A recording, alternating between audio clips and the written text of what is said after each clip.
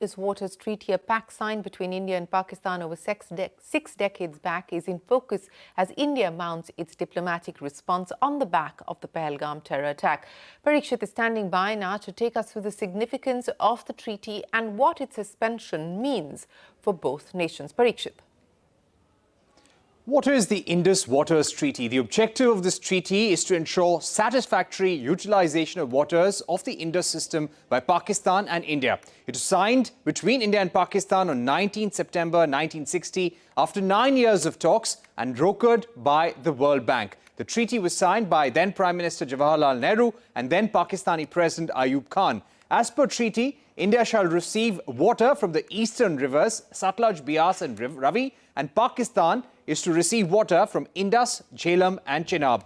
This treaty is critical for Pakistan as it gets 80% of water under the Indus Water Treaty. Pakistan is also heavily dependent on the Indus River system for agriculture and drinking water. Let's keep in mind that Pakistan is one of the most water-stressed nations in the world. Restrictions in river flows could threaten food security, lower crop production and water shortages in Pakistan. The treaty has been termed as unusually generous to Pakistan. 80% of the water allocated to Pakistan, and India is entitled to only 20% of the Indus system water, even though the rivers originate in India. According to reports, even Mexico receives a far smaller share of water under its treaty from the US. What does India's suspension of the treaty really mean? India, for the moment, can stop sharing water flow data with Pakistan, such as flood data. India can also create storage infrastructure on the Indus, Jhelum and the Chenab rivers. India could stop visits by Pakistani officials to hydroelectric projects currently under construction in Jammu and Kashmir. But the suspension will not have an immediate impact on flow of water to Pakistan for at least 2 to 3 years. This is what experts tell us. What are the legal options under the treaty? The treaty cannot be abrogated unilaterally. The modification requires consent of both Pakistan and India.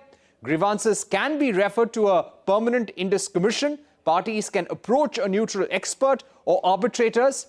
Experts say Pakistan cannot approach the International Court of Justice if India shuns the treaty. I spoke to P.K. Saxena, who is the former Indus commissioner for India, and this is what he had to say. It's just like water is just not like a tap on tap of principle. It does not work like that.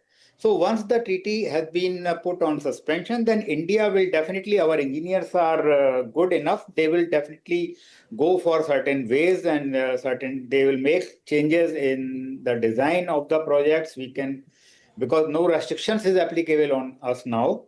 So it will take some time. But definitely the work can begin right now, and the result will be visible on ground maybe in a beginning from a week till maybe around 2 years or so. Right. Immediately, sir, what could we do when we suspend cooperation under the Indus Water Treaty? What are some of the things that we can immediately do in terms of sharing of data, including visits of officials? What can be stopped? Immediately, what we can do is, rather we might have already done is, we will stop sharing of the data. So this data is important to Pakistan, particularly the flood data that we share with them. So this, the time of flow between India and Pakistan is quite less. So if we don't share the flood data with them, there are likelihood that flood damages will occur in Pakistan. So this is one thing that we can do immediately. And there are a host of other things like we can stop meeting them. So there are a number of issues that crop up during the meeting. So there will not be any meeting. And there will not be any kind of tour on either side. But we can't revoke this unilaterally, sir.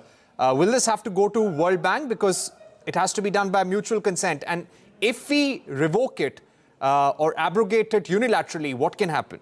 Regarding your revoking the treaty, abrogation of the treaty, I admit that the treaty does not have such clause.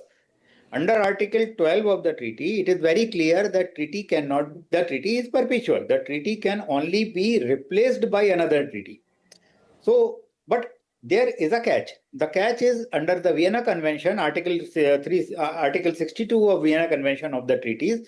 There is a provision that if the treaty is signed under the certain circumstances and those circumstances are not prevailing, one can revoke this treaty. So this treaty was signed during the atmosphere of goodwill, and now since goodwill does not remain, and people are being killed, so definitely those kind of atmosphere is not there, and India has every right to suspend that. Obviously, they are going to challenge it, but we will fight it out. Well, this is going to be something that we will have to watch closely. Now, former Home Minister